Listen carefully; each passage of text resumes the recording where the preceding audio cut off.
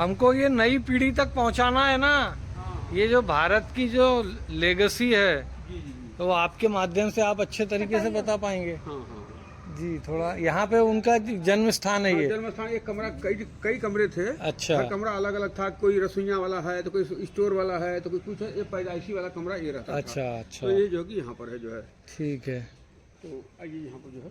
और ये ग्रंथ यहाँ पे सब रखे ये जो हैं। है निःशुल्क पुस्तकालय में अपनी तरफ से जो है चलाता हूँ। आप चलाते हैं? हाँ, ये स्वयं मैं चलाता हूँ। सरकार की तरफ से बना करके जो छोड़ दिया गया। हाँ। पुस्तकालय के नाम पर ये जो है यहाँ प्रेम की कहानियों को चित्र के माध्यम से, हाँ। वस्तु के माध्यम से, साहित्य के माध्यम से और खुद साहित्य बन करके। ये वस्तु उन्हीं की है? ये प्रेम उसकी नहीं है। प्रेम एक कहानी लिखे थे, गुल्ली डंडा। हाँ, एक अब कहानी उनका प्रिय खेल था गुल्ली डंडा। यहाँ पर हमने लगा दिया है। हाँ, इसमें जात पात भेदभाव, ऊंच नीच, अमीर गरीब नहीं आता है। खेल है तो खेल है। तो ईदगाह, जहाँ पे जो बाल साहित्य में जो है कि लिखे थे बच्चों की कहानियों में, ईदगाह। हामिद और अमीना की कहानी है। दादी की इतनी गरीबी है कि वो जो हाथ जल सकता है, आत्मा जल सकता है, लेकिन चिमटा नहीं ले सकी। उस कार्य को हामिद ने जो है किया, एक बच्चे ने किया। आज हामिद इस दुनिया से चला गया, लेकिन उसका चिमटा पूरा अमर हो गया। ये जो है प्रेम जो कि विचारों से प्रभावित होकर के ये मैं यहाँ पर निःशुल्क पुस्तकालय चलाता हूँ। यहाँ कहानियों को चित्र के माध्यम से बच्चे आते हैं, उनको तुरंत मालूम हो जाता है कि हम लम्हे गए इस कहानी को जो है कि देखे। ये जो है कि जैसा कि कफन, बूढ़ी काकी, सवा शेर, गेहूँ, पंच परमेश्वर, उपन्यास लिखे थे। कुछ हमने यहाँ पे लगा रखा है। कुछ चर्चित किताबें मैं यहाँ पे लगा रखा हूँ।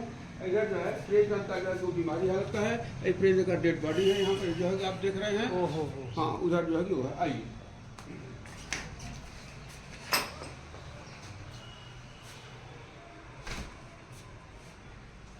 ये देखो, ये उनकी मुख्य ग्रंथ है। फोटो है। शतरंज की खिलाड़ी पिक्चर ही बना था वो, तो अपन ने देखे ना पूरा। ऐसा कुछ नहीं हुआ। सत्यानाश उस विश्वास का हुआ। हमारे मुंशी प्रेमचंद जी मानस पटल पर पला थान के सम्राट की पारी पाई। सच्चाई तो यह है कि लोग पूछते हैं कि प्रेमचंद जी कहानीकार कैसे हो गए। सच्चाई यह है कि समय के थपेड़ों ने प्रेमचंद को पहले कहानी बनाया, इसके बाद वो कहानीकार हो गए। गांव में कहावत कहते हैं कि जाके पाँव में फटे बेवाई ऊ का जाने पीठ पड़ाई। तब प्रेमचंद जी बचपन से ही सब कुछ झेलना शुरू किया, जबकि प्रेमचंद तो बहुत बड़ा आवारा होना चाहिए था। इसलिए कि 7 साल तक पहुंचते थे माता का ही साथ छूट गया। 15 साल तक पहुंचते थे पिता की साया ही हट गई। लम्ही गांव का वह बाग बगीचा खेत खलिहान जहाँ कभी प्रेमचंद जी बचपन में उसमें गुल्ली डंडा खेला करते थे, आम तोड़ा करते थे, कबड्डी खेला करते थे। यह एक ईश्वरीय देन था। हम लोग तो जान रहे थे कि वाल्मीकि एक ऐसे आवारा थे जो कि इतने बड़ी रामायण की रचना की, लेकिन हम लम्ही ग्रामवासियों को नहीं पता था कि हमारे लम्ही में वैसे वाल्मीकि पैदा हो चुके हैं जो कि इतने बड़े जो है कि साहित्य की रचना करके आज हमारे भारत में भारत सीमा को जो कि पार कर चुके हैं। अब मैं प्रेमचंद के किस कहानी की चर्चा करूँ? यहीं पर हमारे तमाम साहित्यकार लोग आए थे, हमसे एकाएक पूछ दिए। मैं यहाँ का एक सेवक हूँ, निःशुल्क पुस्तकालय में अपनी तरफ से चलाता हूँ। हमसे एकाएक पूछ दिए, दुबे जी आप यहाँ के रहने वाले हैं, प्रेम के बारे में आप बताइए। तो प्रेम के बारे में झटके में किसी के ऊपर अंगुली करनी जाएगी उसका तो हालत खराब हो जाएगा। लेकिन सच्चाई उसका उत्तर यही है कि प्रेमचंद एक था सागर, मैं उस सागर का एक बूंद भी नहीं हूँ। लेकिन फिर भी अगर प्रेमचंद के बारे में जानना है तो सच्चाई यही है कि प्रेमचंद जी ने जो अपने सगे धर्मपत्नी से नहीं बताया, जो अपने बेटे से नहीं बताया, वो अपने साहित्य से बताया। तो अगर प्रेमचंद के बारे में जानना तो उसके साहित्य से बढ़कर के कोई बता ही नहीं सकता कि प्रेम के विचार क्या थे, प्रेम जी चाहते क्या थे, देश के प्रति क्या चाहते थे, समाज के प्रति क्या चाहते थे, नारी के प्रति क्या चाहते थे। आज अभियान चलाया जाता है कि बेटी बचाओ बेटी पढ़ाओ नारी सशक्तिकरण। आज से 125 साल पहले प्रेमचंद जी ने वो अभियान चलाया जिसमें कि निर्मला, सेवा सदन, वरदान, प्रतिज्ञा, बूढ़ी का की कफन। कोई ऐसा घर है जिसमें कि प्रेम की निर्मला ना हो, जहाँ की दहेज का दाना उस निर्मला की जिंदगी को निगल गई और बेचारी समझ ही नहीं पाई कि ससुराल क्या होता है, पति क्या होता है, वहाँ का सुख क्या होता है। वो अपनी जिंदगी की जंग को लड़ते लड़ते हार गई, अब मर गई, अब बदनसीबी ही नसीब हो गई। तब प्रेमचंद से हालातों को देखा कि सोचा कि इतने बड़े संसार में निर्मला पैदा होती है, उसे चौकट से बांध दिया जाता है कि तुम्हारा यही संसार है। लेकिन आज प्रेमचंद की कलम से निर्मला चौकट झाँक चुकी है, अपने अधिकारों को मांग रही है। अब वो प्रधानमंत्री, मुख्यमंत्री, राष्ट्रपति, डॉक्टर, टीचर, गगन भेदी फाइटर प्लेन चला रही है। लेकिन फिर भी उस निर्मला के सामने तमाम समस्याएं हैं जिस लड़ाई में निर्मला खुद है।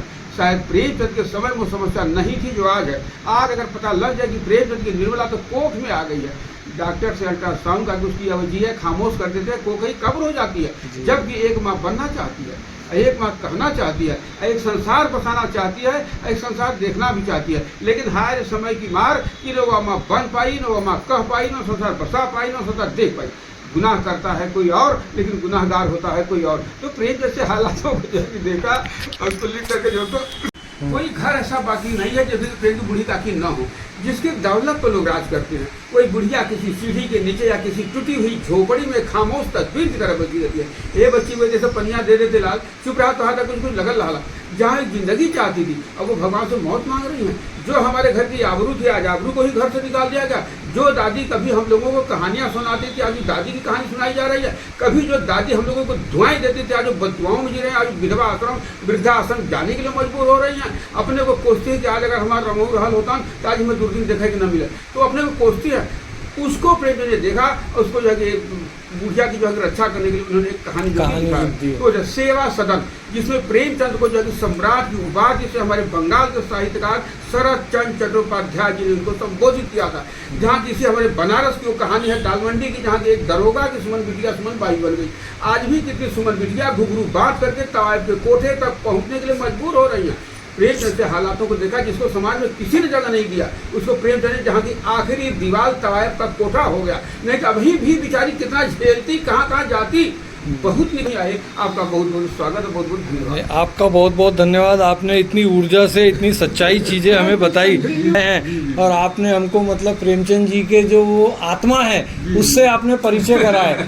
वो आत्मा हमारे क्षेत्र में किसी को नहीं मालूम ये चीज़ें, लेकिन ये जब तक यहाँ कोई ना आए और ना देखे और आपसे ना मिले तो कोई बता ही नहीं सकता। यहाँ प्रेमचंद की वंशावली डिग्री हैंड राइटिंग वो सब भी हम रखते हैं। उर्दू वाली जो इधर है प्रेमचंद नौकरी फिल्म चरखे का भी कार्य तो यहाँ पर मैंने लगाया है। वो प्रेमचंद उनकी धर्मपत्नी जिसके नाते जो है वो विधवा शादी की है, जिसके नाते इनको घर से बेदखल होना पड़ा। उसमें विधवा विवाह दर जातिवाद दोनों में प्रतिबंध था। अच्छा। तो वो जब उन्होंने किया। ये दोनों बेटे हैं उनके श्रीपद राय और अमृत राय। अच्छा, ये उनके बेटे हैं श्रीपद राय जी, अमृत राय। एक जो है हमारे बनारस के नवाब की जोड़ी में जोरा बेगम से शादी कर लिए। सुभद्रा कुमारी चौहान की बिटिया से शादी की सुधा चौहान से। गाँव के लोग कतराने लगे, आजादी समझने लगे। ये लोग भी सन 59 में यहाँ से छोड़ करके नागरिकता को दान देकर के यहाँ से चले गए। आज मैं फिर जो विचारों से प्रभावित होकर के ये निःशुल्क पुस्तकालय में अपना चलाना शुरू किया, जहाँ की आप लोगों का प्यार मिलना शुरू होगा। कहते हैं कि जहाँ पैसे की हवेलियों की कोई पहचान नहीं होती, आप जो काम की पहचान होती है जहाँ की आप लोगों का प्यार मिलने लगा। नहीं, ये इनका आशीर्वाद। हाँ हाँ, खूब लड़ी मर्दानी वो तो झांकी।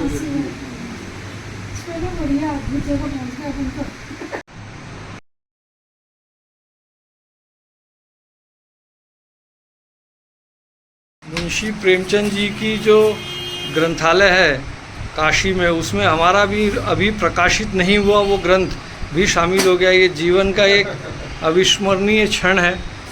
इसको आज हम आप सभी के साथ शेयर करने में गौरवान्वित महसूस कर रहे हैं। और दुबे जी ने जो हमें सम्मान दिया और जिस प्रकार हमें प्रेमचंद जी की आत्मा से परिचित कराया, वो हमारे जीवन में एक अविस्मरणीय पल और एक दिन के रूप में हम हमेशा याद रखेंगे।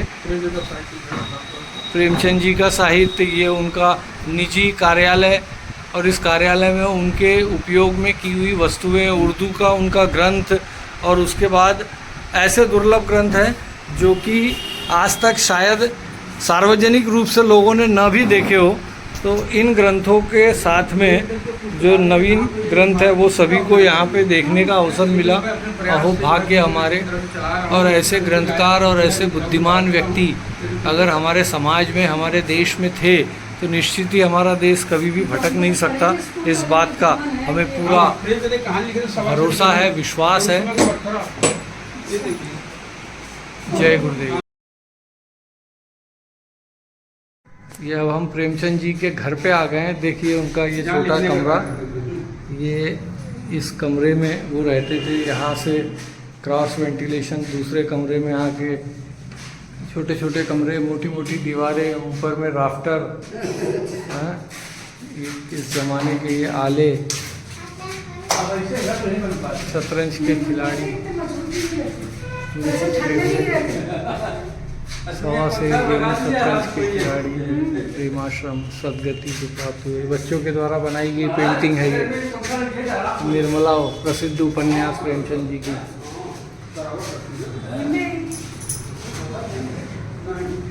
बताइए, इस घर में भारत का एक साहित्यकार, एक भारत के महान साहित्यकार, साहित्य सम्राट इस कमरे में, इस घर में रहते थे और कहाँ से कहाँ पहुँच गए। इनके पिताजी एक डाकघर में कर्मचारी थे।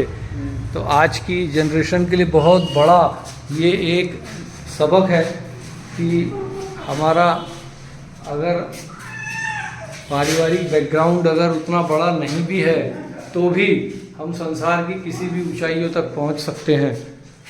बहुत ही प्रेरणादायक व्यक्तित्व। और ये कमरे हैं जाने के लिए, इधर से ऊपर भी कमरे हैं। ऊपर भी कुछ कमरे हैं हाँ जहाँ तो उस पर 1936 तक प्रेमचंद जी थे हाँ। हमारे इस देश में, और 1900 से लेके 1936 तक उन्होंने लेखनी किए, और कुल आयु उनकी 56 वर्ष की थी, जिसमें से 36 वर्ष उन्होंने लेखन का कार्य किए।